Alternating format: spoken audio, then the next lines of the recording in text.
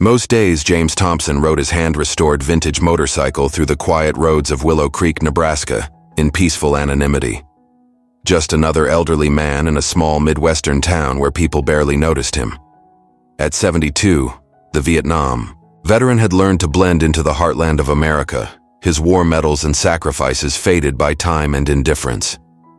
Then came the morning when Officer Bradley's cruiser screeched to a halt behind him, a confrontation captured on smartphones, as the aggressive cop forced the dignified veteran to kneel on scorching pavement. "You don't know who I am," James warned softly, blood trickling from his lip as Bradley mocked his military ID. The officer's smirk vanished minutes later when 6 military Humvees appeared on the horizon, soldiers pouring out to surround. The man Bradley had humiliated. Nobody realized they had just witnessed the first shot in James Thompson's final battle, not for battlefield glory, but for the respect America had denied its forgotten heroes. Just before we dive back into the story, I'd love to know where you're reading from today. And if you're moved by these stories, make sure to stay updated, because tomorrow's special chapter is one you won't want to miss. The early morning sun cast golden rays across the quiet country road as James Thompson eased his vintage motorcycle onto the smooth pavement of County Road 12. The machine purred beneath him, a testament to the decade he'd spent restoring it piece by piece in his modest garage. His weathered hands gripped the handlebars with the same steady confidence they'd held rifles with 50 years ago. The Vietnam vet cap on his head was faded from years of wear, but he wouldn't trade it for anything, not when it had traveled with him through hell and back. At 72, James moved with a deliberate calm that came from surviving things most couldn't imagine. His morning rides were sacred, a time to breathe, to remember, and to feel the wind against his face. As he cruised down the winding road, he raised a hand to wave at Mrs. Larson tending her flower garden and nodded to old Tom Henderson collecting his mail. Small-town rituals, comforting in their predictability. The bike itself was a conversation starter, a 1965 Triumph Bonneville, lovingly rebuilt with parts he'd sourced from across the Midwest. The black paint gleamed under the morning light, chrome fixtures catching the sun. To James, it wasn't just transportation. It was therapy, a way to keep his hands busy and his mind focused when the memories grew too loud. He was rounding a gentle curve when the wail of sirens cut through his peaceful reverie. The sound sparked an instinctive tension in his shoulders, a soldier's reflex that 5 decades of civilian life hadn't erased. Glancing in his small side mirror, James spotted the white and blue patrol cruiser speeding up behind him, lights flashing aggressively against the pastoral backdrop. With practiced patience, James signaled and eased the vintage bike to the shoulder, kicking down the stand and settling the machine into place. He removed his riding gloves methodically, folding them into his jacket pocket. No sudden movements, pour. Habit born from too many encounters where his presence made others assume the worst. The cruiser screeched to a halt behind him, and James watched in his mirror as the driver's door flew open with unnecessary force. Officer Bradley emerged, hand already resting on his holstered weapon, swagger evident in every step. Tall and broad-shouldered with close-cropped brown hair, Bradley wore his uniform like armor and his authority like a weapon. "Stay where you are," Bradley barked, approaching with caution that bordered on theatrical. His mirrored sunglasses reflected James's own image back at him, an older man sitting calmly on a vintage bike. James remained perfectly still, hands visible on his thighs. "Good morning, officer," he offered, voice steady and respectful. Bradley circled him once, eyes scanning the bike with open suspicion. Without preamble or greeting, he launched into accusation. "You steal that bike, old man? Got no plates on it." The question hung in the air like a slap. James took a measured breath before responding, keeping his tone even despite the disrespect. "No, sir, I did not. This is a 1965 Triumph Bonneville. Street-legal vintage. I've owned her for over 40 years. He reached slowly toward his jacket. "My registration is—" "Keep your hands where I can see them," Bradley snapped, cutting him off, his hand tightening on his weapon. "This piece of junk on wheels looks suspicious. We've had reports of stolen vehicles in the area." Behind Bradley, a second officer emerged from the passenger side of the cruiser. Officer Martinez was younger, her dark hair pulled back in a tight bun, her expression carefully neutral as she assessed the situation.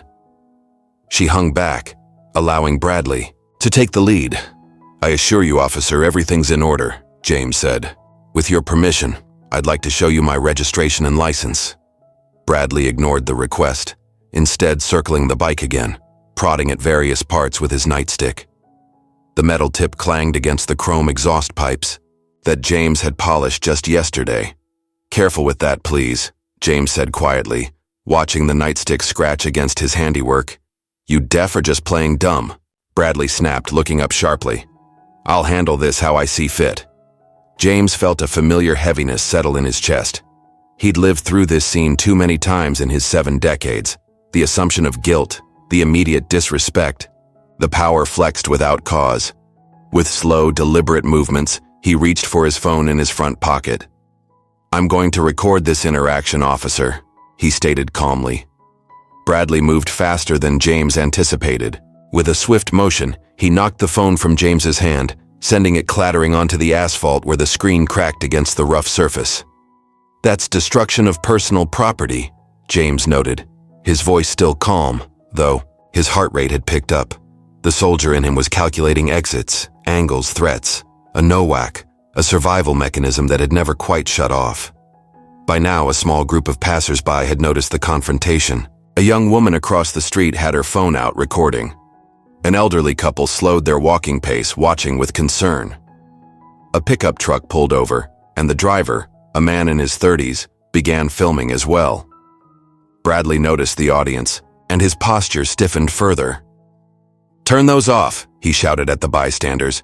"This is police business." When no one complied, Bradley turned his frustration back to James. "Get off the bike. Now." James complied, swinging his leg over with the deliberate movements of a man who'd learned to live with old injuries. He stood straight-backed, despite the arthritis in his knees, a military bearing that had become second nature. "On your knees," Bradley ordered, the command dripping with unnecessary force. James hesitated, dignity warring with self-preservation. "Officer, I'm 72 years, old with 2 artificial knees. Kneeling is difficult for me." "I said on your knees," Bradley repeated louder, his hand moving to his taser. Slowly, painfully, James lowered himself to the ground, using the bike for support. The gravel bit into his knees through his worn jeans, sending shooting pain. Through his joints, old wounds from a war most had forgotten, protesting the indignity. Bradley began roughly patting him down, hands invasive and aggressive. "You people think your little war stories give you a pass," he sneered, close enough that James could smell the coffee on his breath. "Around here, respect is earned." James looked up, meeting Bradley's gaze through the mirrored sunglasses. "I earned mine long before you were born, son." The word son triggered something in Bradley. His face flushed red, jaw clenching visibly. "You watch your mouth," he hissed, grabbing James's arm with bruising force. Officer Martinez finally stepped forward, discomfort evident in her posture. "Bradley," she said quietly, "he's not resisting." "Stay out of this, rookie," Bradley shot back without looking at her. "This is how you show dominance with these types. You go soft, they walk all over you." Martinez fell silent but remained tense, her eyes darting between James and the growing crowd of onlookers. Bradley stepped back and pulled out his radio, making a show of calling dispatch. "Unit 327 reporting possible stolen vintage motorcycle. No plates. Suspicious individual refusing to cooperate." He looked directly at James as he fabricated the report, a small smirk playing at the corner of his mouth. James felt a cold anger settle in his bones, not the hot rage of youth, but something deeper, more focused. "Officer," he said quietly, "you don't know who I am, and that's going to be a problem for you." Bradley laughed, a harsh sound devoid of humor. "Is that a threat?" "No, sir," James replied. "Just a fact." Bradley reached down and roughly extracted James's wallet from his back pocket. Flipping it open, he pulled out the military ID card James still carried. His eyes scanned it briefly before his smirk widened. "Well, well, Major James Thompson, huh?" He waved the ID card mockingly. "Guess what? This ain't a parade, and I ain't saluting." With deliberate disrespect, Bradley spat on the ground near James's feet, the glob of saliva landing inches from his hand. By now, James's lip was bleeding slightly where he'd been roughed up during the search. A thin trickle of red made its way down his chin, but he made no move to wipe it away. Instead, he looked steadily at Bradley, something unreadable in his deep brown eyes. "You'll want to call your captain," James said, his voice dropping to a tone that had once commanded men through the jungles of Vietnam. "Because in a few minutes you're going to need more than that badge to hide behind." Bradley scoffed, but Martinez tilted her head listening. There was a sound in the distance, a low rumbling growing steadily louder. "What the hell is that?" Bradley asked, distracted enough to draw his weapon as he looked toward the source of the noise. Martinez took several steps back, her eyes widening as she spotted something approaching around the bend in the road. "Bradley," she said urgently, "you need to see this." The ground beneath them began to vibrate, a deep mechanical tremor that James recognized immediately. His expression didn't change, but something like vindication flickered in his eyes. The rumbling grew to a thunderous roar as 6 Humvees appeared around the curve, moving in perfect formation. Behind them came an armored personnel carrier, followed by several black SUVs with government plates. The convoy slowed as it approached, the lead Humvee pulling to a stop less than 30 feet from where James knelt on the asphalt. The crowd of bystanders had grown, phones raised to capture the unexpected development. Whispers rippled through the onlookers as the vehicle stopped in coordinated precision. Bradley stood frozen, his weapon still drawn but now hanging uselessly at his side. "What the fuck?"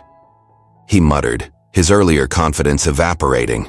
Troops began dismounting from the vehicles, men and women in full military gear moving with disciplined efficiency. They quickly formed a perimeter around the area without a word. Their faces were professionally blank, but their positioning made it clear they were there for James. The door of the lead Humvee opened, and Captain Daniel Brooks stepped out. Tall and imposing in his full dress uniform, complete with medals and insignia that spoke of distinguished service, Brooks carried himself with the quiet authority of a natural leader. His fair skin contrasted with the crisp whiteness of his gloves as he adjusted them, taking in the scene with a quick tactical assessment.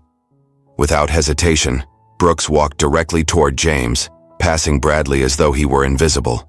He stopped precisely in front of the kneeling veteran and snapped to attention, executing a perfect salute. "Major Thompson, sir," he said, his voice carrying in the sudden silence that had fallen over the scene.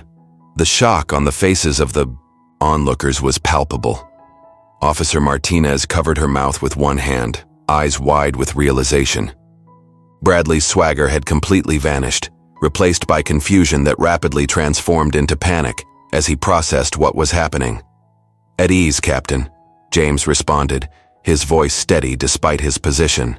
2 soldiers immediately stepped forward, helping James to his feet with respectful support. The contrast between their treatment and Bradley's earlier handling was stark and obvious to everyone watching. Brooks turned to face Bradley, his expression cold and controlled.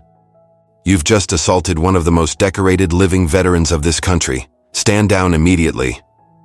Bradley's face flushed red again, but now with embarrassment rather than anger. Still, he attempted to salvage his authority. "This is police jurisdiction," he stammered, gesturing vaguely with his badge. "You have no right to interfere with—" Brooks cut him off sharply. "You're on camera." He nodded toward the multiple phones recording the interaction. "Want to keep digging?" The standoff between Captain Brooks and Officer Bradley created an electric tension in the air. James stood slightly behind Brooks now, his posture straight despite the pain in his knees, his dignity restored by the unexpected arrival of the military convoy. "Sir," one of the soldiers said to James, offering him a handkerchief for his bleeding lip. James accepted it with a nod of thanks. Brooks hadn't broken eye contact with Bradley. "We've been watching how your department treats our veterans," he said, his voice quiet but carrying. "Today just confirmed our worst fears." Bradley's hand tightened on his weapon, his knuckles white. "You can't just roll in here with military vehicles and take over a police matter." "Actually," Brooks replied, "I can. Special directive from the Joint Chiefs countersigned by the governor." He pulled out a folded document from his breast pocket and held it up. "Would you like to read it, or should I call your superiors? To explain why you're harassing a man who served this country for over 5 decades?" More vehicles were arriving now. Unmarked cars with government plates, a media van with satellite equipment, even a motorcycle escort of veterans in leather jackets emblazoned with military insignia. The small country road was quickly becoming crowded with supporters and spectators. The soldiers who had formed the perimeter began to approach, creating a protective circle around James. They were diverse, men and women of various races, ages, and backgrounds, but all moved with the same disciplined respect. One of them, a young woman with sergeant stripes, knelt to retrieve James's fallen Vietnam vet cap from the ground. She dusted it off carefully before presenting it to him. "Your cap, sir," she said, holding it out with both hands. James took it with a small nod. "Thank you, Sergeant." As he placed the cap back on his head, a ripple of recognition seemed to pass through the growing crowd. Phones were raised higher, cameras zoomed in, and whispers intensified. Someone in the back called out, "That's Major Thompson, the one from the Mekong Delta Rescue." Brooks turned to address the onlookers, his voice pitched to carry without shouting. "This man," he said, gesturing to James, "led soldiers through hell while others ran. He saved 43 lives in a single night during the Tet Offensive. He's built homes for homeless veterans, trained officers at Fort Benning, saved countless lives through his outreach programs, and this is how he's repaid." The crowd's murmuring grew louder, many faces turning toward Bradley with expressions ranging from disgust to outright anger. Bradley's radio crackled to life, and a voice demanded an update on the situation. He fumbled with it, eyes darting between Brooks, James, and the circle of soldiers now surrounding them. "I need backup at mile marker 47, he said into the radio, voice cracking slightly. "Military personnel interfering with police business." Almost immediately, a black SUV pulled up beside the police cruiser. A stern-faced woman in a sharp suit stepped out, badge already in hand. "FBI Special Agent Sarah Mitchell," she announced, approaching Bradley directly. "There won't be any backup, Officer Bradley. Your captain has been briefed on the awful situation." Martinez, who had been watching the scene unfold with growing horror, finally stepped forward. "Agent Mitchell, I'd like to make a statement about Officer Bradley's conduct prior to your arrival." Bradley shot her a venomous look. "Shut your mouth, rookie." "That sounds like witness intimidation to me," Brooks observed mildly. "Wouldn't you agree, Agent Mitchell?" Mitchell nodded, making a note on her tablet. "Officer Martinez, we'll take your statement formally back at your station. For now," she turned to Bradley, hand extended. "I'll need your badge and service weapon pending internal investigation." "This is," Bradley protested, but the fight had gone out of him. He unclipped his badge and handed it over, with visible reluctance. While this exchange took place, more soldiers approached James, greeting him with respectful salutes or quiet words of thanks. One older veteran with a prosthetic leg simply clasped James's hand in both of his, eyes shining with emotion. "You remember Jackson, sir?" the man asked. "You pulled him out of that rice paddy in '68. I was right behind you." Recognition dawned in James's eyes. "Reynolds," he said softly. "Daniel Reynolds, you made it home." "Thanks to you, sir," Reynolds replied, voice thick with feeling. Similar reunions were happening all around as more veterans emerged from vehicles to greet James. It was becoming clear that this was no random military convoy. These were men and women whose lives had been touched by James Thompson in one way or another, spanning generations of service. Captain Brooks watched these interactions with quiet satisfaction before turning back to the situation at hand. "Agent Mitchell, we have video evidence of Officer Bradley's conduct today, as well as testimonies from multiple witnesses regarding a pattern of similar behavior." Mitchell nodded briskly. "We'll handle it from here, Captain. My team has been monitoring this department for months. Major Thompson's incident today simply accelerated our timeline." Bradley, now disarmed and badgeless, stood with his hands clenched at his sides. His face had gone from red to pale, realization dawning that his career was effectively over. "You set this up," he accused James. "You planned this whole thing." James didn't respond directly. Instead, he walked slowly toward his bike, the circle of soldiers parting to let him pass. He ran a hand over the vintage machine, checking for damage from Bradley's nightstick. Only when he'd completed his inspection did he turn to face Bradley. "Next time," he said quietly. "Know who you're talking to." The simplicity of the statement seemed to hit Bradley harder than any threat could. He stood speechless, as Martinez was escorted to a separate vehicle to give her statement, and as Agent Mitchell directed other FBI personnel to secure the scene. Brooks approached James again, speaking in a lower voice. "Sir, we have transport ready if you'd prefer not to ride." James shook his head. "I'll ride my own way back, Captain, but I appreciate the escort." "Of course, sir." Brooks nodded, then hesitated. "Sir, about the Forgotten Network. The network is growing faster than we anticipated after today. Recruitment will likely spike." James's expression revealed nothing, but he gave a small nod. "We'll discuss it at the base. For now, let's clear these good people out of the road. They've seen enough drama for one morning." Brooks began issuing orders, and the soldiers returned to their vehicles with practiced efficiency. The media van, which had been capturing everything, received a special instruction from an FBI agent. Footage would be held for 24 hours before release, standard procedure for incidents involving national security figures. As James prepared to mount his vintage bike again, a young boy broke away from his mother in the crowd, running up to the veteran before anyone could stop him. "Sir," the boy said, breathless with excitement, "are you a real hero?" James looked down at the child, no more than 8 or 9, with wide eyes full of wonder. He knelt slowly, painfully, to bring himself to the boy's level. "No, son," he said gently. "I'm just an old soldier who did what needed doing. The real heroes are the ones who never came home."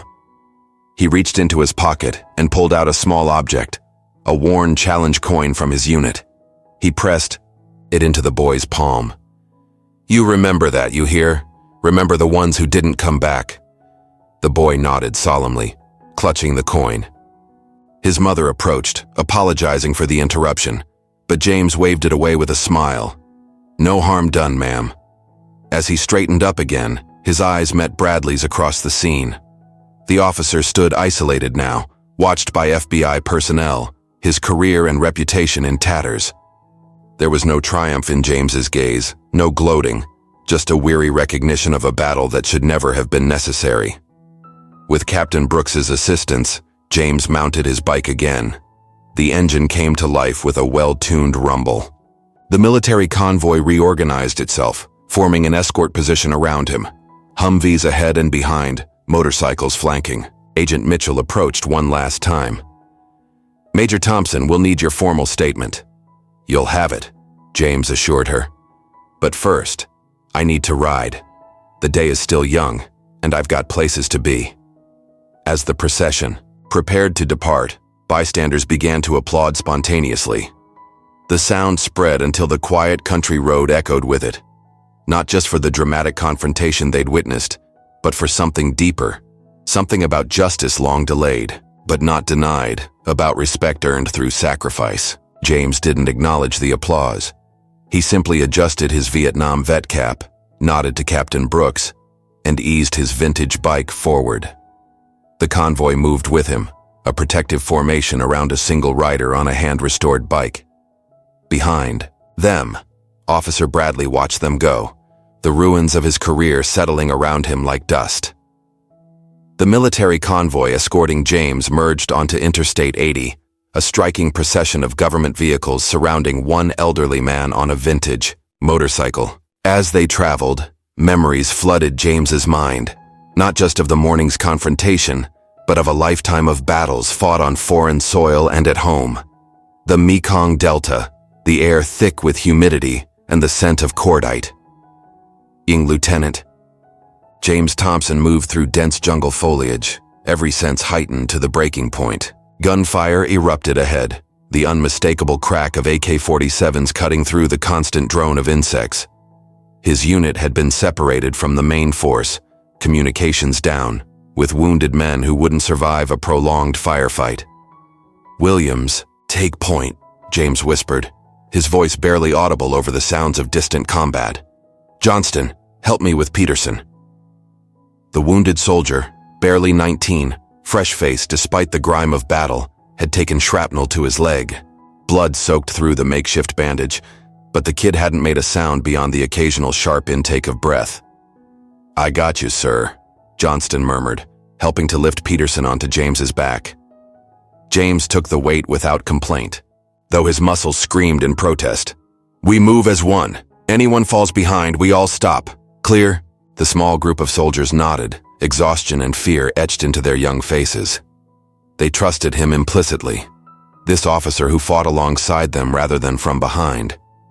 What followed was 6 hours of grueling evasion and survival. James carried Peterson the entire time, even when enemy fire rained down around them. When they finally reached the extraction point, James was the last to board, ensuring every one of his men made it to safety first. "You saved my life," Peterson had said later in a field hospital that reeked of antiseptic and death. "Why'd you risk yourself like that?" James had simply shrugged. "Same reason you would have done it for me." 3 months later, the truth about Operation Rolling Thunder came to light. Civilian casualties, orders ignored, war crimes, covered up by high-ranking officers who'd never set foot on the ground. James had been called to testify. "Major Thompson," the stern-faced general had asked, "are you suggesting that Colonel Richardson deliberately targeted the civilian hospital?" James had stood ramrod straight, unflinching. "I'm not suggesting anything, sir. I'm stating it as fact. I heard the order myself, and I saw the aftermath." His testimony had sealed his fate. The military machine closed ranks around its highest officers, and James became the scapegoat, branded unpatriotic, demoted, and eventually discharged dishonorably. His medals were stripped, his service record altered, his sacrifices erased from official history. The present-day convoy took an exit off the main highway, heading toward a sprawling military installation hidden from public view near Lincoln, Nebraska. As they approached the gates, James's mind continued its journey through the past. A small Midwestern town where nobody knew his name, James had disappeared there after his discharge, working under the name Robert Wilson at a local auto repair shop. His hands, once steady enough to field strip a rifle blindfolded, now rebuilt engines and fixed transmissions. The work was honest, the pay modest, and most importantly, no one asked questions about his past. It was there he'd met Thomas Grant, a homeless Vietnam veteran sleeping in an abandoned car behind the shop. The man was rail-thin, jumpy, plagued by nightmares that left him screaming in the dead of night. "They don't want us around," Grant had told him one evening as they shared a bottle of cheap whiskey. "We remind them of what they sent us to do." James had nodded, understanding the unspoken truth. "Got a spare room?" he'd offered casually. "Bed's better than a car seat." That spare room became the first safe house of what would eventually be called the Forgotten Network, a network of veterans helping veterans when the country that sent them to war turned its back. As the convoy pulled through the security checkpoint, Captain Brooks rode alongside James's motorcycle, his expression respectful but concerned. "Sir, we've got confirmation that Kessler is monitoring the situation. His team was seen near your property this morning." James nodded, unsurprised. Richard Kessler had been a shadow in his life for decades, first as a CIA handler during the war, then as the man tasked with ensuring James's testimony never gained traction. Now, as the head of a shadowy private intelligence firm with government contracts, Kessler represented everything James had fought against: power without accountability, patriotism as a shield for corruption. The convoy came to a stop in front of a nondescript building on the base. Soldiers formed a respectful corridor as James dismounted, his movements still fluid despite his age and the morning's rough treatment. Inside, a war room had been established. Maps covered the walls, screens displayed surveillance footage, and a dozen officers stood at attention as James entered. At the center was a three-dimensional model of what appeared to be a nationwide network, red lines connecting points across all 50 states. "The Forgotten Network," Brooks said, gesturing to the model. "As of this morning, we have over 10,000 veterans actively involved, with support cells in every major city." James approached the model, studying it with critical eyes. And Kessler? A young intelligence officer stepped forward, tablet in hand. His surveillance operation has expanded, sir. We've identified at least 30 agents embedded in various police departments across the country. The incident this morning wasn't random. Officer Bradley has been on Kessler's payroll for 18 months. James wasn't surprised. They're getting desperate, he observed quietly. Another figure stepped from the shadows at the back of the room, a tall woman in her 40s with James's same determined eyes and strong jawline. Emily Thompson wore a tailored suit and carried herself with the confidence of someone used to commanding attention in courtrooms. That's because you're winning, Dad, she said, her voice carrying a complex mixture of pride and concern. The Senate hearing is in 3 weeks. If your testimony goes public, half the Pentagon's old guard could face charges. James turned to his daughter, his expression softening slightly. They hadn't spoken in person for nearly 2 years. Not since he'd refused her plea to drop his crusade and live out his remaining years in peace. Emily, he acknowledged with a small nod. Didn't expect to see you here. When the FBI called to say my father was being harassed by a corrupt cop, I figured it might be time to put our differences aside, she replied, attempting a smile that didn't quite reach her eyes. Their relationship had fractured long ago, when James's constant battles against the system had left little room for family. Emily had grown up with a father often absent, physically present, but mentally still fighting in jungles halfway around the world. The FBI called you directly? James asked, his tactical mind immediately assessing this new information. I've been working with them on the case against Kessler for months, Emily admitted. What happened today just accelerated our timeline. Understanding dawned on James. The morning's confrontation hadn't been entirely coincidental. It had been allowed to happen, monitored, used as evidence in a larger operation. He felt a flash of irritation at being used as bait, but it was quickly replaced by grudging respect for the strategy. A young soldier approached with a tablet displaying news feeds. Sir, the footage is going viral. All major networks are running it. The screens around the room switched to various news channels, all showing the same footage. James kneeling on the ground, Bradley's aggressive behavior, and the dramatic arrival of the military convoy. The headlines varied from decorated, veteran harassed by police, to military intervenes in shocking roadside stop. And so it begins, James murmured, watching as his private crusade suddenly became very public. Brooks cleared his throat. Sir, there's something else you should see.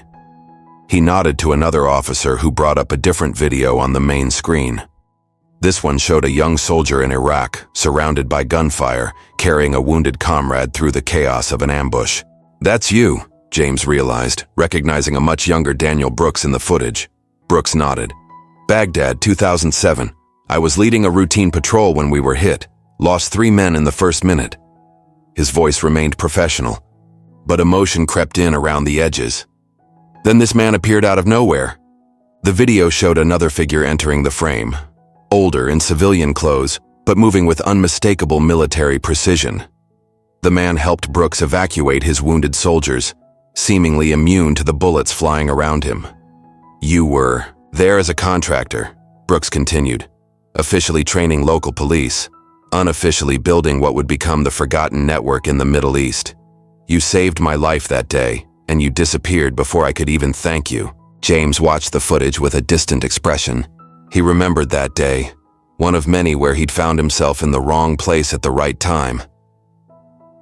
When I finally tracked you down years later, Brooks said, I learned what happened to you after Vietnam, how they buried your testimony, stripped your rank, tried to erase you from history. His voice hardened. That's when I started recruiting every soldier you ever saved, every veteran who found shelter through your network. We became your army, sir, fighting the battle you started 50 years ago.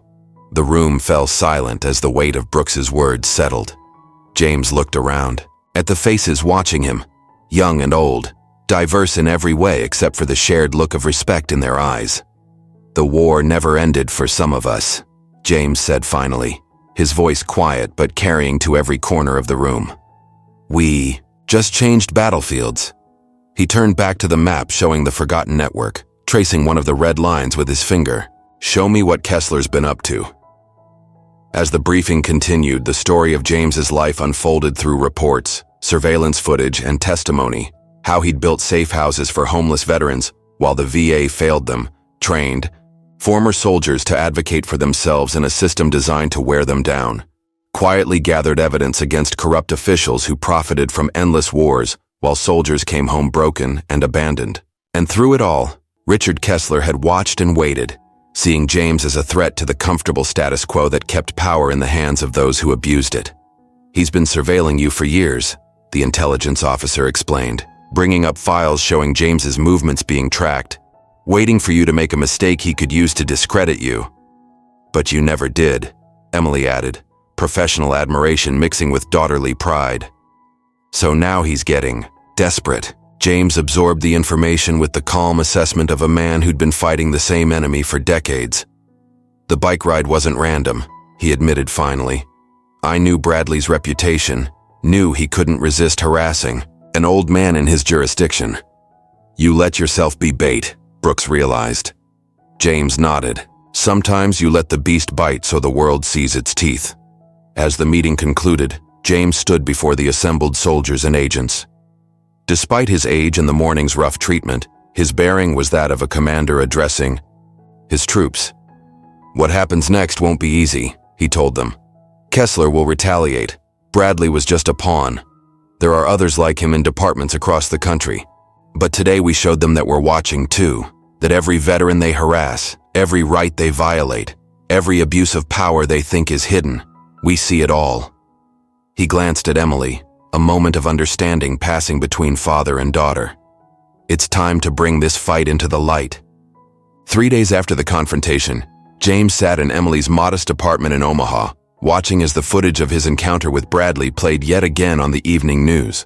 The clip had been viewed over 50 million times online, sparking protests in major cities and a nationwide conversation about police treatment of veterans.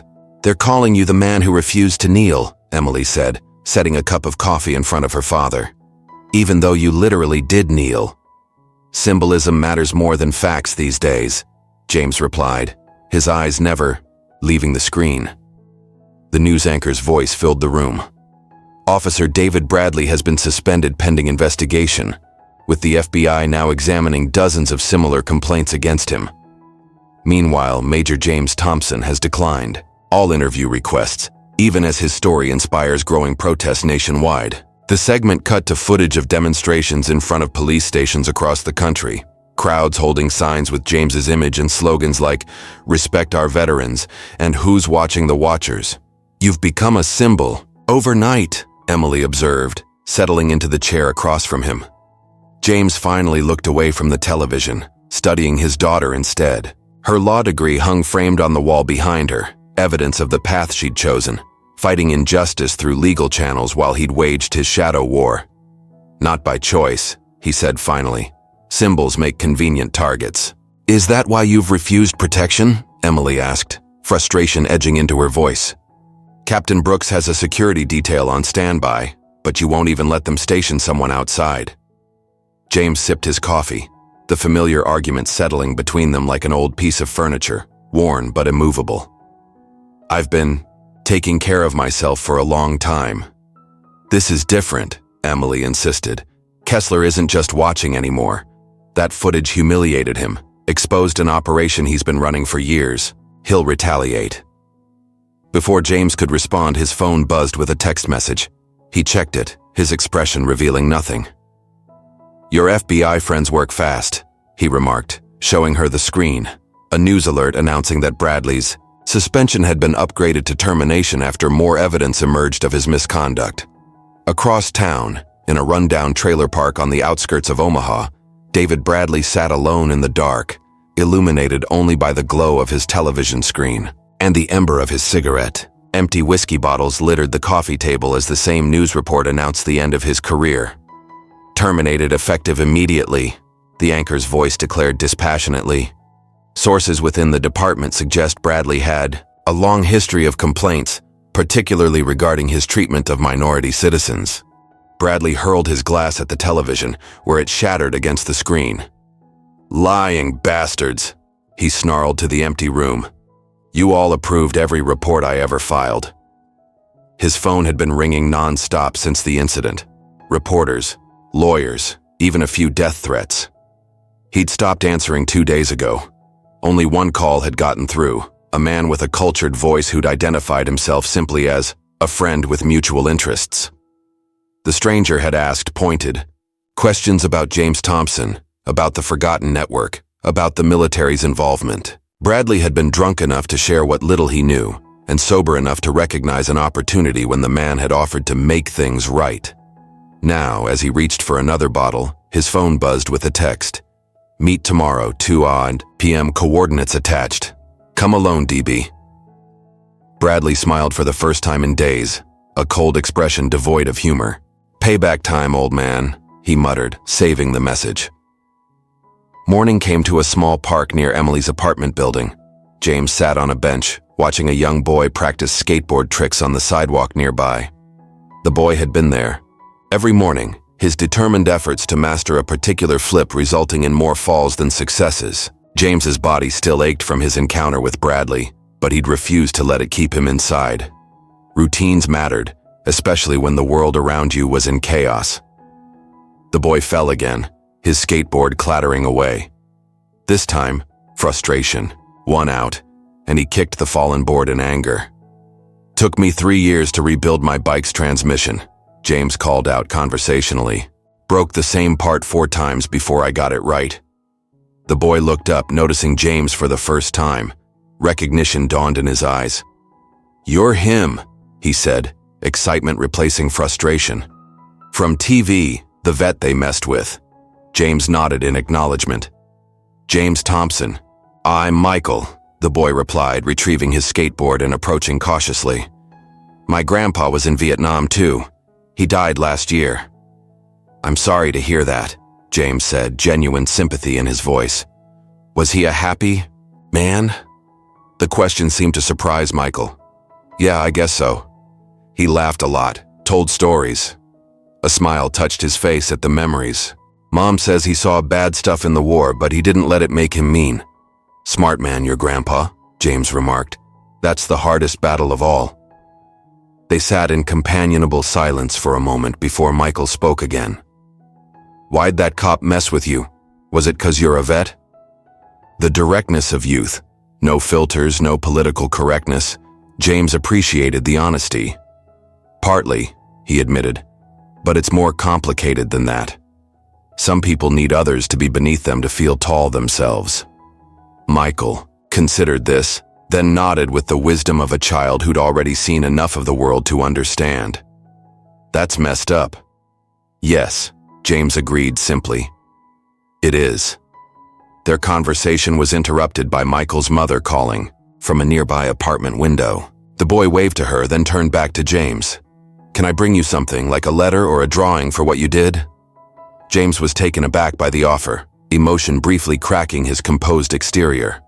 "I'd like that very much," he said finally. As Michael raced off with his skateboard, Emily approached from the direction of her apartment building. She'd been watching the exchange from a distance, her expression thoughtful. "You're good with kids," she observed, taking a seat beside him. "You always were." "They ask better questions than adults," James replied. Emily smiled, slightly. "Like why you never came to my school plays." The old wound was delivered without heat, a statement of fact rather than an accusation. They'd moved beyond blame years ago, settling into a complicated peace built on mutual respect. If not complete understanding.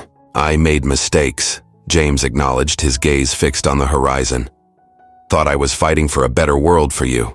Didn't realize you needed me in the world you already had." It was the closest he'd ever come to an apology. Emily reached over and briefly covered his hand with hers, a gesture of acceptance, if not forgiveness. "The FBI director wants to meet," she said, changing the subject. "They're preparing a RICO case against Kessler and his network. Your testimony would be crucial." James nodded, unsurprised.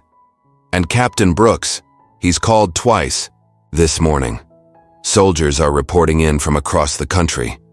Veterans stepping forward to join the Forgotten Network now that it's becoming public. They're asking for guidance. The weight of responsibility settled across James's shoulders, a familiar burden he'd carried for decades. "We need to move carefully," he said. "Kessler will be watching for any mistake, any excuse to discredit the whole movement." Their conversation was interrupted by Emily's phone. She answered, listened briefly, then handed it to James with a grave expression. "It's Officer Martinez." James took the phone. "This is Thompson." Martinez's voice was tight with controlled fear. "My apartment was broken into last night. Nothing taken, but they left a message. A photograph of me pinned to the wall with a knife, the word traitor written across it." "Are you somewhere safe?" James asked immediately. "Yes, I'm staying with my sister, but that's, not why I called." She took a deep breath. "I accessed Bradley's email before turning in my badge. He's been in contact with someone named Kessler for months, feeding him information about local veterans, especially minority ones." James's expression hardened. "I need everything you have." "Already sent it to your daughter's secure email," Martinez replied. "There's something else. Bradley's meeting Kessler today. I have the coordinates." As James ended the call and relayed the information to Emily, media vans began pulling up to the park entrance. Word of his location had somehow leaked. "We, need to go," Emily said urgently, already on her feet. James stood more slowly, watching as reporters and camera operators spilled from the vehicles. "No," he said firmly. "Running looks like guilt. I'll talk to them." "Dad, we don't have time." "Make time," he cut her off, his voice taking on the tone of command that had once directed men through battle. "This is part of the fight, too." As the reporters approached, shouting questions and thrusting microphones forward, James stood his ground. The cameras captured his image, an elderly man in a Vietnam vet cap, standing straight despite his years, facing the media storm with the same calm he'd shown Bradley. "Major Thompson, how do you respond to allegations that you staged the confrontation with Officer Bradley? Major Thompson, will you be filing a lawsuit against the police department? Major Thompson, can you tell us about the Forgotten Network?" James raised a hand, and somehow the simple gesture silenced the clamor. When he spoke, his voice was measured but carried to every microphone. "I'm not here to be a symbol," he said clearly. "I'm here to start a war on silence. For 50 years, I've watched veterans come home to a country that would rather forget them. I've seen good police officers silenced when they try to stand against corruption. I've witnessed the powerful bury the truth to protect their own interests." He paused, making eye contact with several reporters before continuing. "What happened to me happens every day to people without cameras present. The only difference is I had an army at my back." Questions erupted again, but James turned away, nodding to Emily that he was ready to leave. As they walked through the crowd, a local reporter stepped directly into their path. "Major Thompson, the police chief has released a statement questioning your military record, citing your dishonorable discharge as evidence that you're no hero. How do you respond?" Before James could answer, a voice called out from the crowd. "My father's alive because of him." All heads turned to see an elderly man making his way forward, leaning heavily on a cane. "Mekong Delta, 1968, the man continued, his voice wavering with age but firm with conviction. "Lieutenant Thompson carried my father through enemy fire for 6 miles with a bullet in his own leg. They can rewrite the records all they want. Those of us who were there know the truth." Others began calling out similar stories. Children and grandchildren of soldiers James had served with, veterans who'd found housing through his network, officers he'd trained. The spontaneous testimony transformed the media ambush into something else entirely, a public reckoning with buried history. As James and Emily finally broke free of the crowd and made their way to her car, his phone buzzed with a message from Captain Brooks. "Bradley on the move, heading to meeting point. We're tracking." James stared at the message for a long moment before responding. No intervention. "Let's see what Kessler has planned." Emily glanced at him as she started the car. "You're using Bradley as bait now." "Sometimes," James said, echoing his earlier words. You let the beast bite so the world sees its teeth. Across town, David Bradley pulled his pickup truck into an abandoned warehouse parking lot on the edge of Omaha, anger and anticipation warring within him. The bitter taste of public humiliation still burned in his throat, but the promise of revenge was a soothing balm. As he stepped out of his vehicle, the distant sound of motorcycles reached his ears, dozens of them, growing louder by the second. "What the hell?" he muttered, instinctively reaching for the sidearm no longer at his hip. Around the corner of the warehouse, a procession of riders appeared. Veterans on motorcycles, many displaying American flags and military insignia. They formed a circle around the parking lot, engines idling, watching him with impassive faces. And in their midst, pulling up directly in front of Bradley, was a sleek black SUV with tinted windows. The rear door opened, and a well-dressed man, in his 60s, emerged, silver-haired, fit, with the cold eyes of a predator. "Officer Bradley," Richard Kessler said smoothly, extending his hand. "I believe we have much to discuss about our mutual problem, Major James Thompson." Dawn broke over a parking lot filled with motorcycles and veterans of all ages. Steam rose from coffee cups as James addressed the gathered crowd, men and women who had answered the call to join what was now being openly called the Forgotten Network Ride for Justice. What had begun as a small protest had transformed into a movement overnight. "This isn't about me," James told them, his voice carrying across the silent gathering. "This is about every veteran who came home to find the country they fought for had forgotten them. This is about accountability, for police who abuse their power, for officials who bury the truth, for a system that treats some citizens as less worthy of respect than others." The veterans, diverse in age, race, and background, listened with solemn attention. Many wore their old service caps or jackets, some sat in wheelchairs, others stood with prosthetic limbs. All shared the unmistakable bearing of those who had served. "We ride in peace," James continued, emphasizing each word. "We carry no weapons except the truth. Our mission is visibility, to show America the faces it tries to forget. Captain." Brooks stepped forward, now dressed in civilian clothes, though his military bearing remained evident. "The route will take us through 6 states, ending in D.C. We've secured permits for all planned stops. Local veteran groups will join us along the way." As the briefing continued, Emily stood to the side, phone pressed to her ear as she received updates from her FBI contacts. Her expression grew increasingly troubled as she listened. When the meeting broke up and riders began preparing their bikes, she pulled James and Brooks aside. "Kessler's been busy," she said without preamble. 3 veterans who were planning to join the ride have been arrested in the last 12 hours. Trumped-up charges that won't stick, but enough to keep them detained. And there's chatter about a group called the Guardians of Valor mobilizing to intercept the ride. Brooks's jaw tightened. "I know them.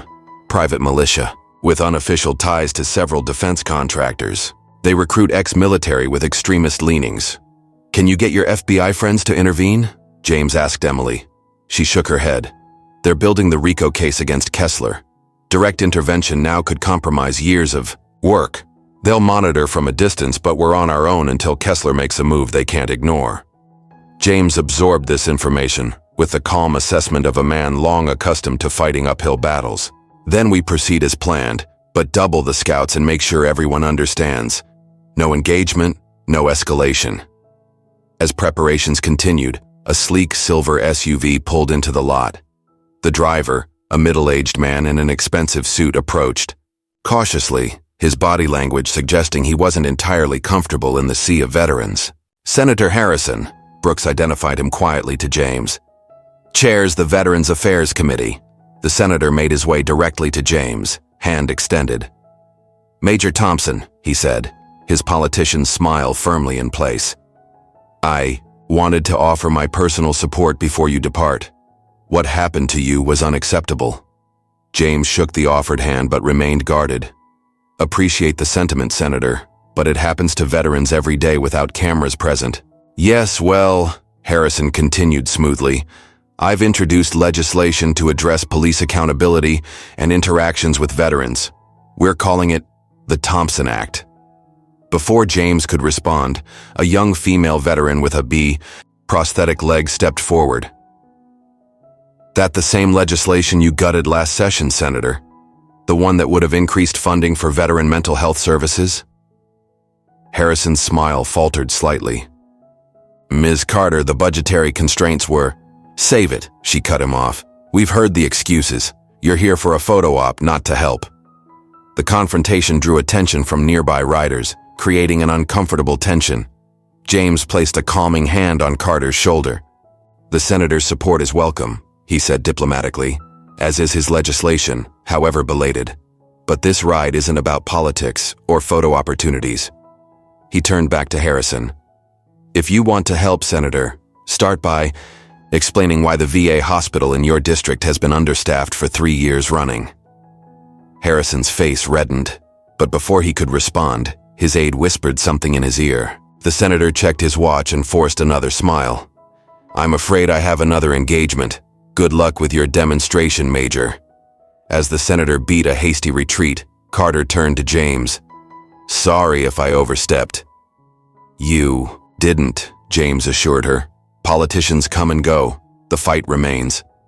By mid-morning, the convoy was on the road, over 50 motorcycles led by James on his vintage bike, with support vehicles carrying supplies and riders who couldn't manage the full journey.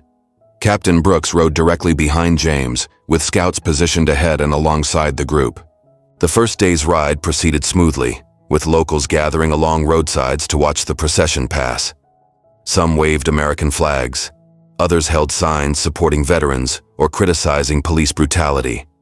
News helicopters tracked their progress, from above broadcasting live updates on the growing movement.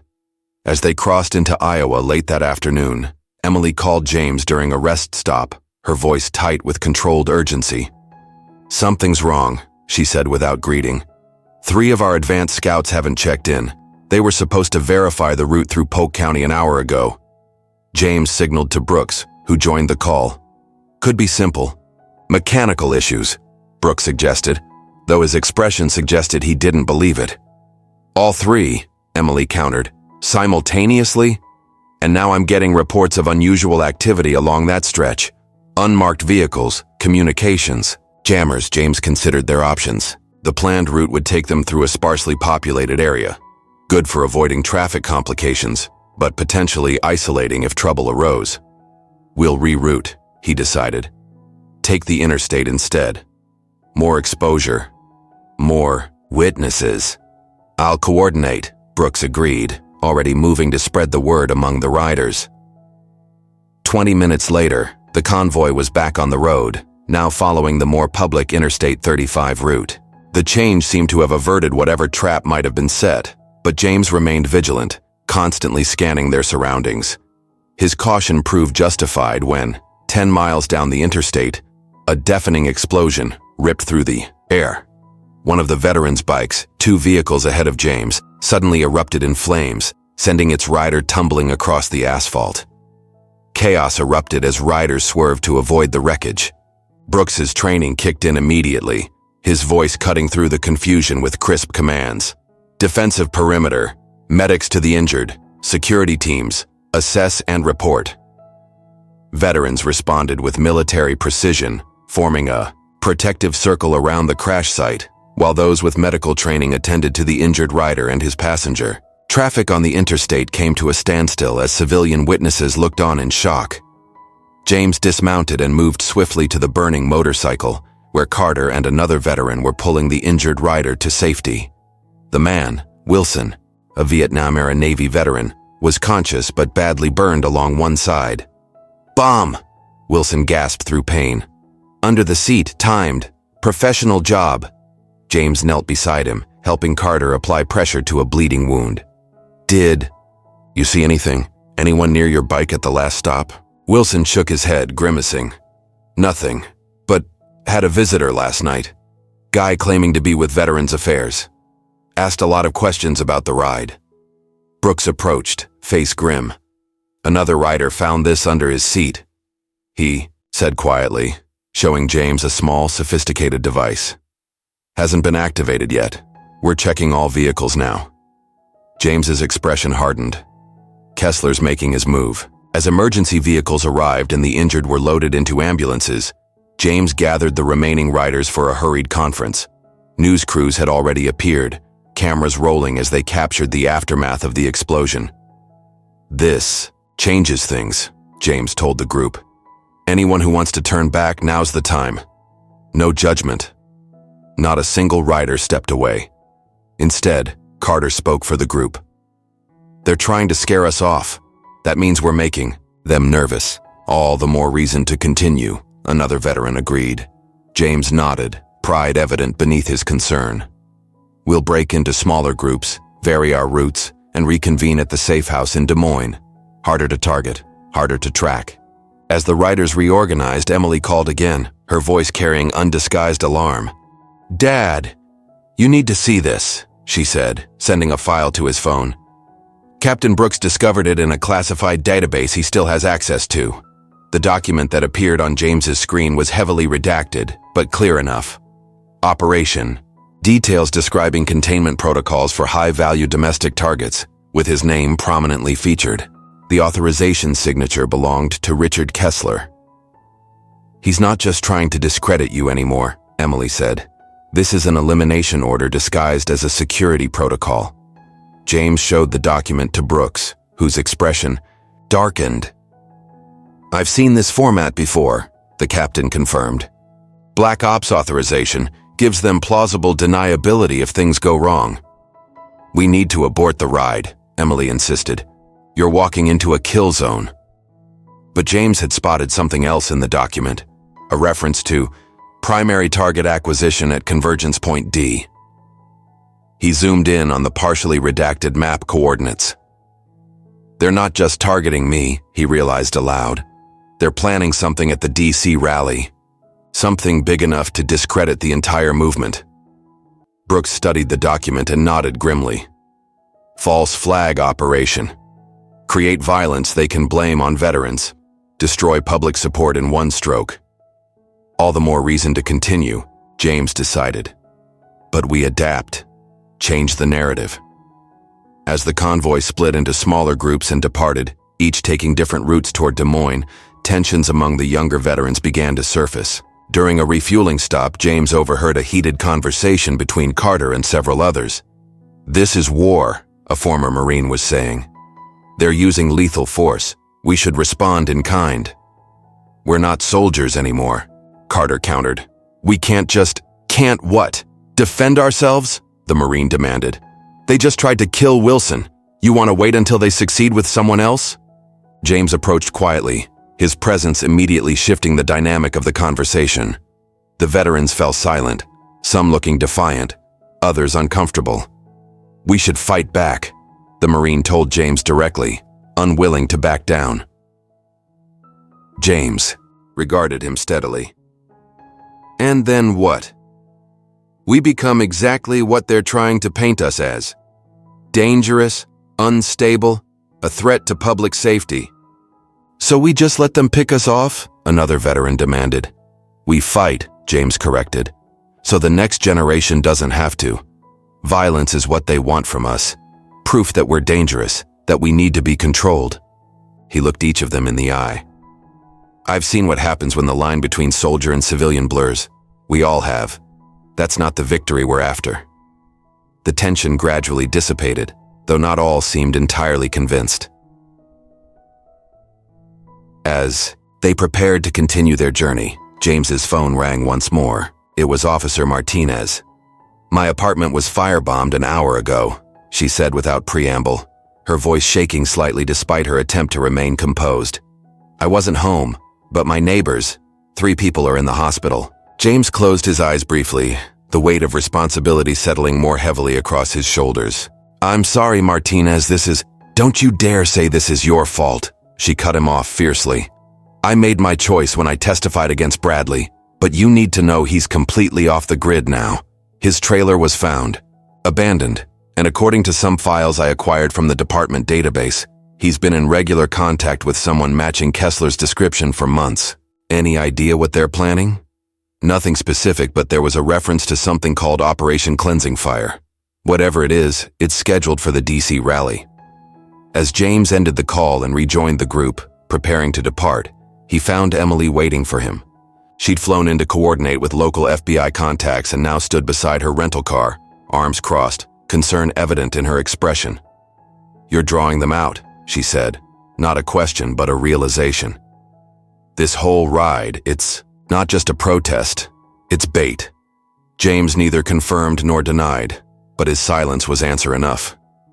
"Dad, these people trust you," she said, gesturing to the veterans preparing their motorcycles.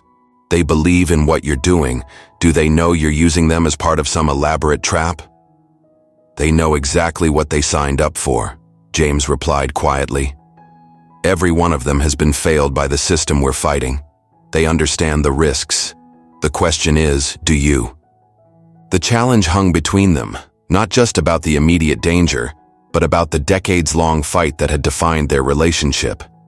Emily had always chosen to work within the system, believing it could be reformed. James had long ago decided the system itself was the problem. After a long moment, Emily nodded. "I understand now," she said simply. "I didn't before. I do now." Something shifted between them, a reconciliation not expressed in words but in mutual recognition. Emily stepped forward and briefly embraced her father. "Be careful," she said as she pulled away. "I'll see you in Des Moines." As the smaller convoy departed, now just 12 riders including James and Brooks, media attention intensified. News of the bombing had spread nationwide, with commentators across the political spectrum weighing in on the veteran movement. Some outlets portrayed James as a hero standing against corruption.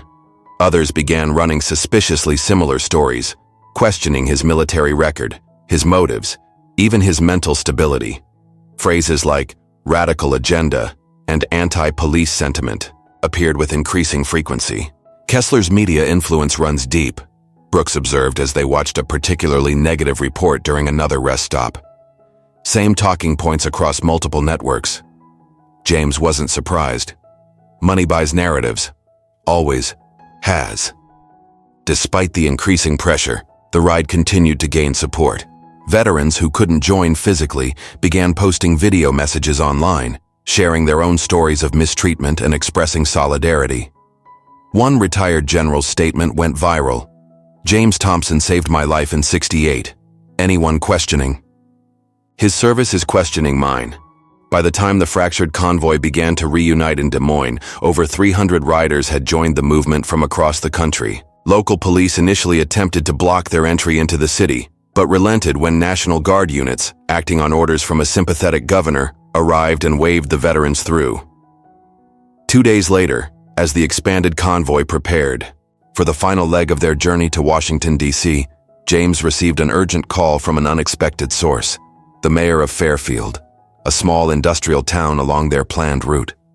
"Major Thompson," the woman's voice was professional but warm. "I understand your group will be passing through our jurisdiction tomorrow. I wanted to personally assure you of our support and offer a police escort through our town." The offer seemed genuine, but something in Brooks's expression as he listened to the call on speakerphone prompted James to probe deeper. "That's very generous, Mayor Evans. May I ask what prompted this offer?" "Well," she hesitated briefly. "To be frank, we've had some issues with our police department in the past. Your movement has sparked important conversations. In our community, the least we can do is ensure your safe passage." After a few more minutes of conversation and details exchanged, James ended the call. Brooks immediately voiced his concern. "Something's off. Fairfield isn't even on our published route." James nodded. "And the mayor mentioned specific timing we haven't made public." "Trap?" Brooks asked, already knowing the answer. "Almost certainly." James studied the map on the table before them. "The question is, do we avoid it or spring it?" Emily, who had rejoined them in Des Moines, leaned forward. "The FBI has been monitoring Kessler's communications. There's been a spike in activity centered around Fairfield, specifically the abandoned industrial zone on the east side." James traced the route on the map. "Remote, limited access points, poor cell coverage, perfect for an ambush. We should bypass it entirely," Emily argued. Take the highway instead.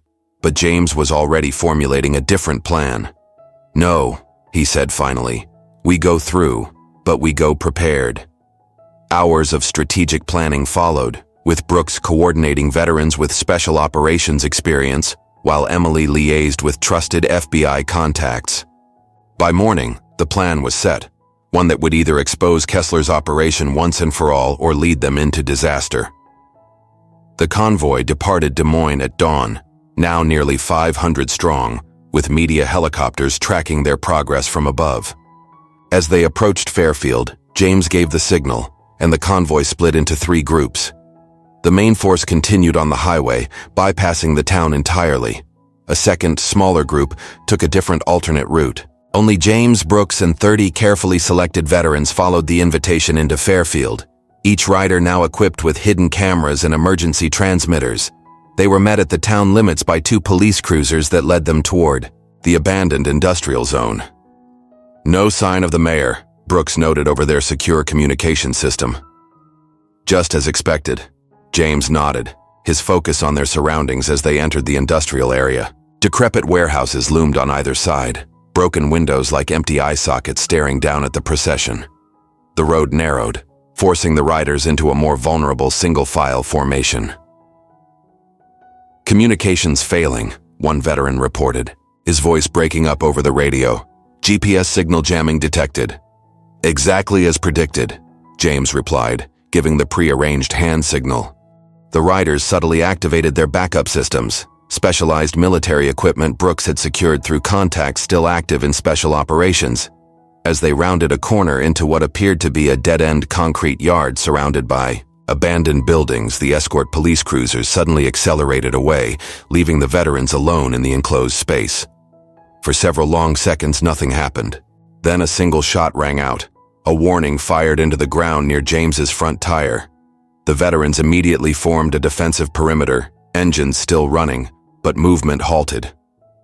Drones are in position, Brooks murmured over their still functioning private channel, broadcasting to a secure military channel and Carter's team outside the jamming radius. More shots followed, precise fire that disabled several motorcycle tires and engines without directly targeting the riders. Professional work designed to immobilize rather than kill, at least initially. Snipers in the east and north buildings, a veteran with combat experience reported quietly. At least 5 positions. James remained calm, surveying their predicament. This was the moment of greatest danger, but also opportunity. Everything depended on Kessler taking personal command, on his desire to face James directly. As if on cue, a figure emerged from behind one of the buildings, David Bradley, now unshaven and wild-eyed, clutching a rifle with white-knuckled intensity.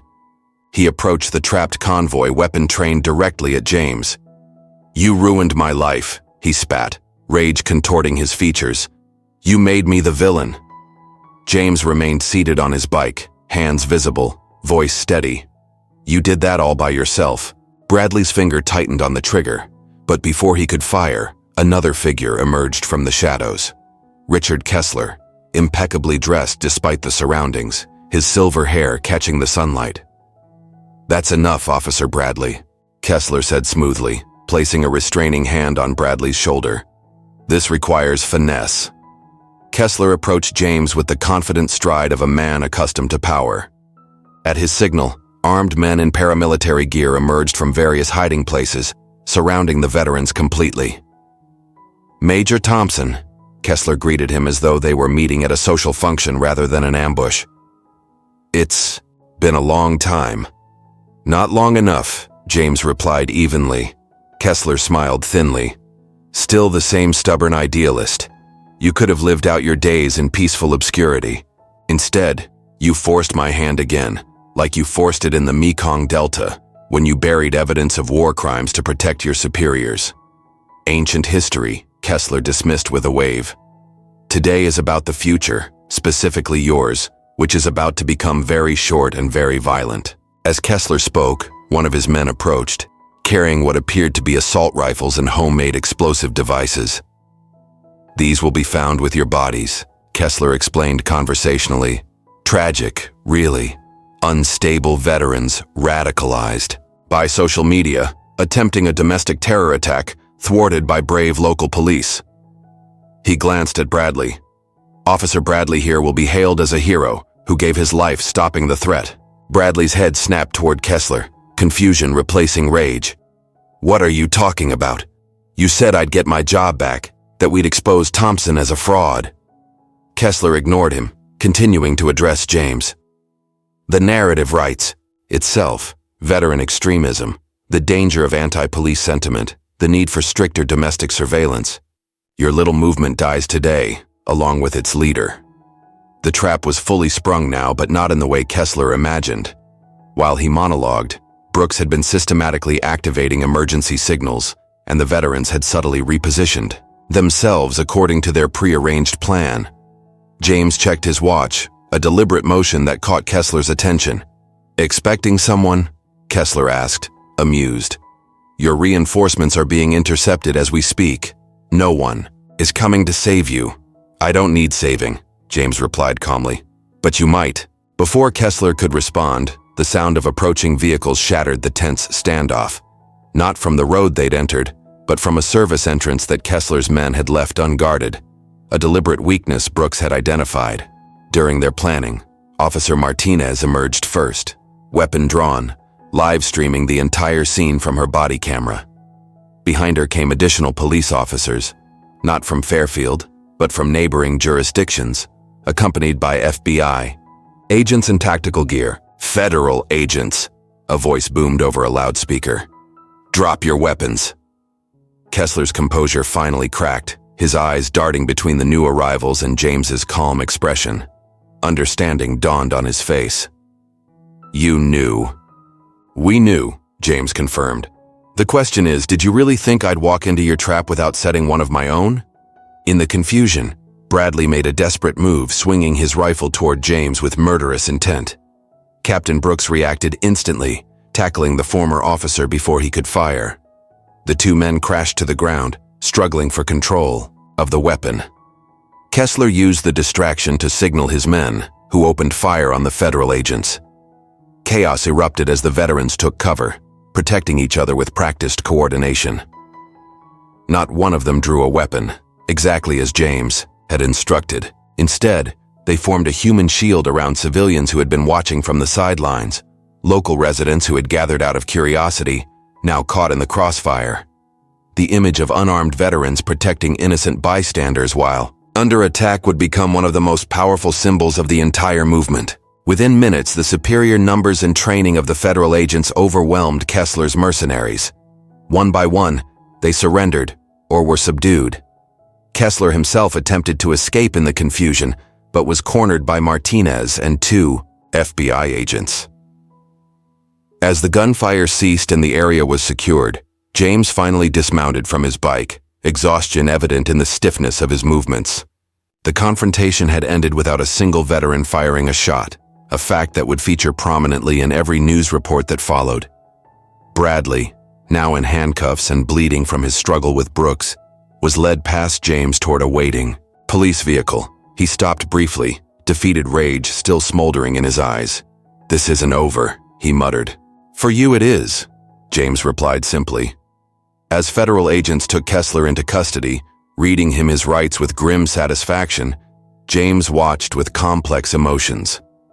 The man had been his nemesis for decades, first as his handler in Vietnam, then as his persecutor after the war, and finally as the architect of a conspiracy that had nearly cost numerous lives. Emily arrived with the second group of veterans, rushing to her father's side. "Are you all right?" James nodded, surveying the aftermath of the ambush.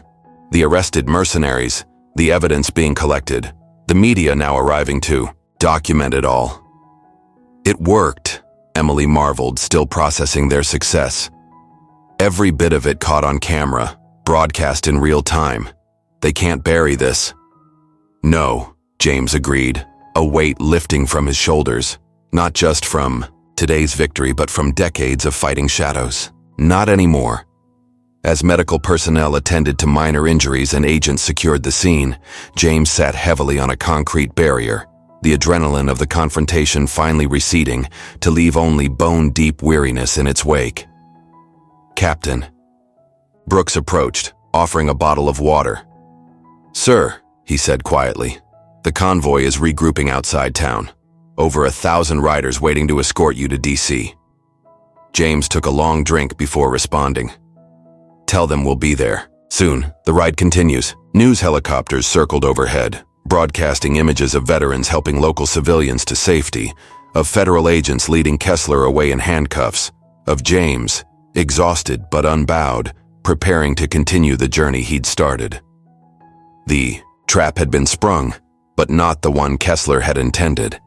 Instead, it had become the moment when the shadows were finally exposed to light, when decades of buried truth could no longer be denied. The footage of the Fairfield ambush dominated every news channel and social media platform. Americans awoke to images of unarmed veterans shielding civilians while under fire, of James Thompson calmly facing down armed mercenaries, of Richard Kessler being led away in handcuffs. The narrative Kessler had hoped to create, violent, unstable, veterans posing a threat to society, had been flipped entirely. Instead, the world witnessed veterans once again putting their lives on the line to protect others. By the time the expanded convoy reached the outskirts of Washington, D.C., their numbers had swelled to over 2,000 riders, a river of motorcycles, stretching for miles, American flags fluttering alongside banners bearing the words "The Forgotten Network" and "Never Again." Police escorts from supportive jurisdictions cleared the way, lights flashing in solidarity rather than confrontation. On the steps of the Lincoln Memorial, a crowd of over 50,000 had gathered to welcome them. As James led the procession down Constitution Avenue, people lined the streets. Families of veterans, activists, ordinary citizens moved by what they'd witnessed. Many held signs, "Thank you for your service then and now," and "Justice for all veterans." "They're calling you the man who refused to kneel," Captain Brooks remarked as they approached the memorial, referencing the phrase that had become a rallying cry across the nation. James, exhausted but determined to finish what he'd started, allowed himself a small smile. "Ironic considering Bradley did force me to kneel." "It's not about the physical act," Emily said, riding alongside them in a support vehicle. "It's about refusing to be broken." As the lead riders reached the memorial steps, a roar went up from the crowd. News cameras captured the moment from every angle as James dismounted, removing his Vietnam vet cap out of respect for the sacred space. Brooks and Carter flanked him as he slowly climbed the steps, his body showing the strain of the journey, but his bearing still proud. At the top, a surprise awaited: the President of the United States, standing with a small contingent of officials and military leaders. The crowd fell silent as James approached the Commander-in-Chief. "Major Thompson," the President said, extending his hand. "On behalf of a grateful nation, I want to thank you for your service, both in Vietnam and in the decades since. What you and your fellow veterans have done has opened many eyes, including mine." James shook the offered hand, his expression reserved. "Thank you, Mr. President, but I didn't do this for recognition or gratitude." "I understand that," the President replied. "Which is why I'm here to do more than offer words." He turned to face the cameras. "Today, I am signing an executive order creating a special investigative committee to examine the systematic mistreatment of veterans throughout our nation's history. And I am issuing a formal presidential commendation to Major James Thompson, reinstating his honorable discharge status and returning the medals he earned through his extraordinary service." An aide stepped forward with a velvet box containing the Bronze Star and Purple Heart that had been stripped from James decades ago. The President opened it, offering it to James. "Major Thompson, I would be honored if you would accept these back, along with the Medal of Freedom, our nation's highest civilian honor." The crowd erupted in cheers, but James made no move to take the offered medals. Instead, he looked past the President to the veterans assembled behind him, men and women who had joined the Forgotten Network, who had risked everything to stand with him. "I appreciate the gesture, Mr. President," James said, his voice carrying across the suddenly hushed gathering, "but I must respectfully decline." Murmurs rippled through the crowd as the president's smile faltered slightly. "These medals belong on the graves of soldiers who never came home," James continued. "And that Medal of Freedom. Give it to the veterans still sleeping under bridges, still fighting for health care, still treated as second-class citizens in the country they defended." He gestured to the assembled riders. "Give it to them. They are the ones who truly deserve recognition." The president, after a moment of surprise, nodded with newfound respect. "I understand. Perhaps we can discuss more substantive actions my administration can take." "That," James agreed, "would be a start." 2 weeks later, James sat in a congressional hearing room, facing a panel of senators investigating Kessler's operations and the broader issues of veteran mistreatment. The room was packed with media and spectators as James delivered his testimony, calm, measured, but unflinching in its honesty. "For 50 years, he told them, I've watched as this country sends young men and women to fight its wars, then abandons them when they return, broken in body or spirit. I've seen how veterans face additional battles just to be recognized for their service. I've witnessed how power protects itself, how truth is buried for convenience, how patriotism is used as a shield for corruption." Senators shifted uncomfortably as James continued, laying bare decades of systemic failure with precise, undeniable examples.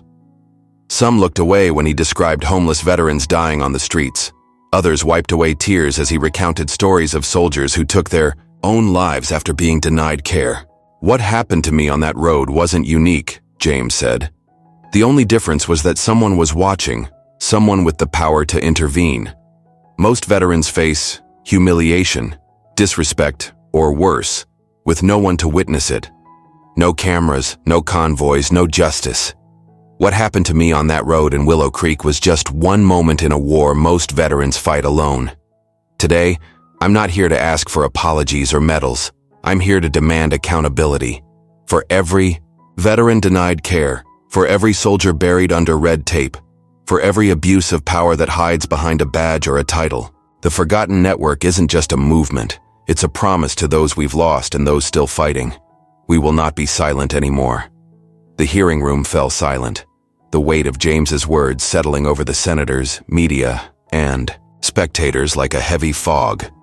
Cameras clicked softly, capturing the moment as James leaned back in his chair, his weathered hands folded calmly in front of him. Emily, seated in the front row, watched her father with a mixture of pride and quiet concern. The senators exchanged glances, some visibly moved, others calculating the political fallout of what they'd just heard. Senator Harrison, chairing the committee, cleared his throat. "Major Thompson, your testimony is compelling, but you've made serious allegations about systemic corruption, including implicating high-ranking officials and private contractors like Richard Kessler. Can you provide evidence to substantiate these claims?" James didn't hesitate. He nodded to Captain Brooks, who stood and approached the table with a thick dossier. "This contains communications, financial records, and surveillance logs, linking Kessler's operations to multiple law enforcement agencies and defense contractors," James said. "It includes evidence of targeted harassment against veterans, falsified police reports, and attempts to discredit our movement, including the ambush in Fairfield. You'll also find testimony from Officer Martinez and others who've risked everything to expose this." Brooks handed the dossier to an aide, who distributed copies to the committee. The room buzzed as senators flipped through the documents, their expressions ranging from shock to grim recognition. Emily had worked tirelessly with FBI contacts to compile the evidence, cross-referencing it with Martinez's findings and the Forgotten Network's own intelligence. The dossier was damning, a meticulously detailed record of Kessler's shadow network, which had profited by exploiting veterans and manipulating public perception. Senator Harrison adjusted his glasses, his earlier polish replaced by unease. "These are serious charges, Major. If true, they suggest a conspiracy that reaches far beyond one individual." "It does," James replied evenly. "And it's been allowed to grow because too many turned a blind eye. Veterans aren't just collateral damage in your wars, they're people who deserve better." The hearing stretched into the evening, with James answering questions with the same unflinching clarity.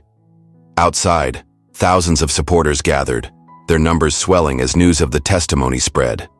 Veterans from across the country, inspired by the ride and the Fairfield footage, held vigils in front of federal buildings, their candles flickering in the dusk. Social media amplified their voices, with hashtags like Forgotten Network and Justice for Veterans trending globally.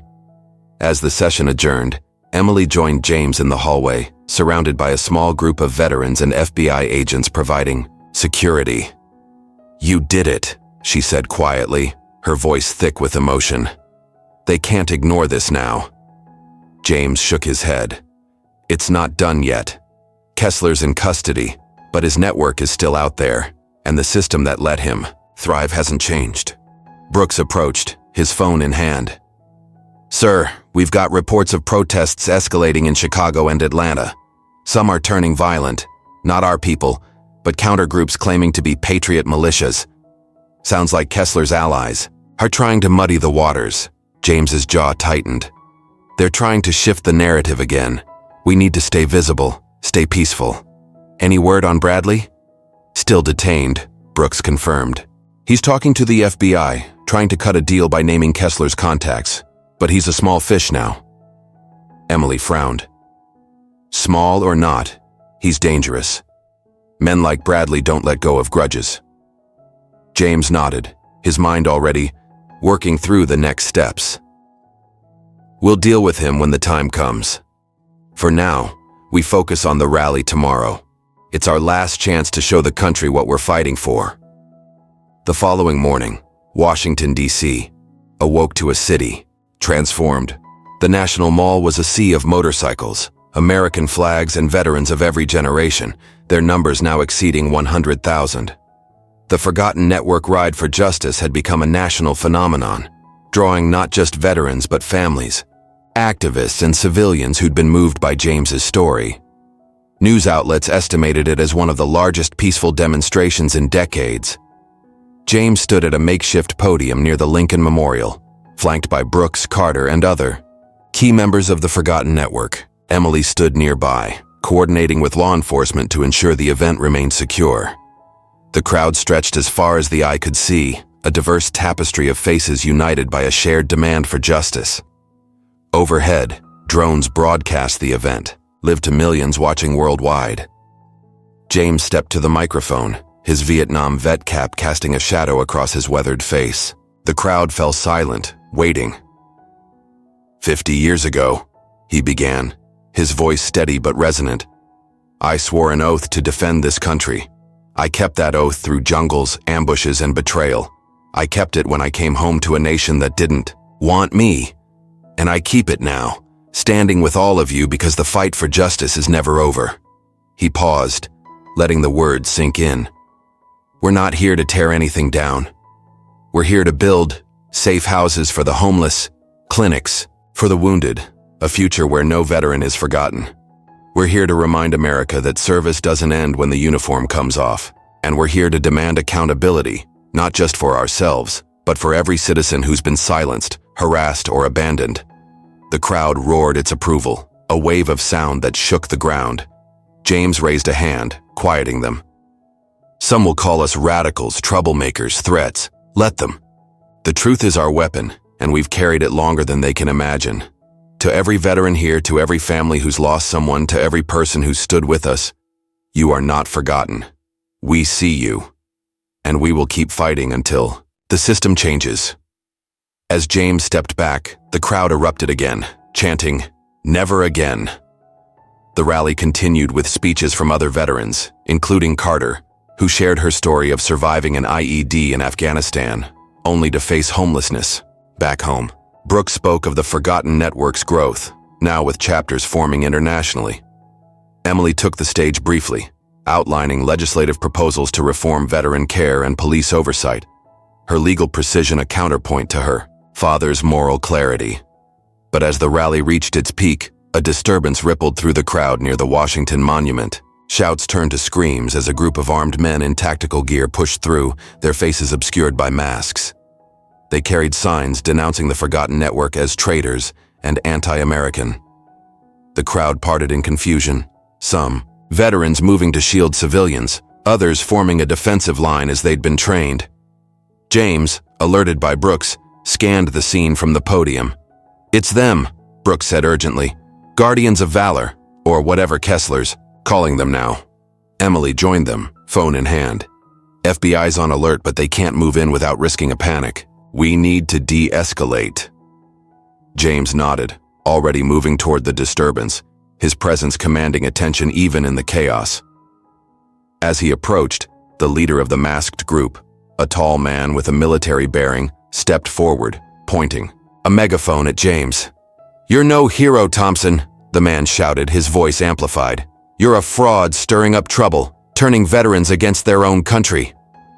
The accusation drew boos from the crowd, but James raised a hand for silence, stepping into the open space between his supporters and the agitators.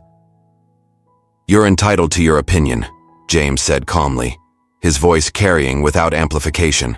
"But if you've got proof, show it. If you've got a fight, take it up with me, not these people." The leader hesitated, clearly unprepared for James's directness. Before he could respond, a second figure broke from the group. David Bradley, no longer in handcuffs, his face twisted with rage. "You think you're untouchable?" Bradley shouted, pulling a handgun from his jacket. The crowd gasped, and veterans moved to shield James, but he waved them back. "Put it down, Bradley," James said, his voice steady as steel. "You've lost enough already." Bradley's hand shook, his eyes darting between James and the growing number of cameras capturing the moment. "You took everything from me," he screamed. "My badge, my life, because of you." Before Bradley could fire, Officer Martinez emerged from the crowd, her weapon drawn but held low. "David, don't do this," she said, her voice calm but firm. "You're not this person. Don't let Kessler make you his pawn again." Bradley's gaze flickered to Martinez, a moment of doubt breaking through his rage. That hesitation was all the FBI needed. Agents in plainclothes moved swiftly, disarming Bradley and pulling him to the ground. The other masked men, seeing their plan unraveling, began to scatter, but the veterans' defensive line held firm, preventing their escape until law enforcement could secure them. The crowd erupted in cheers as the situation was contained, but James remained focused, scanning for any further threats.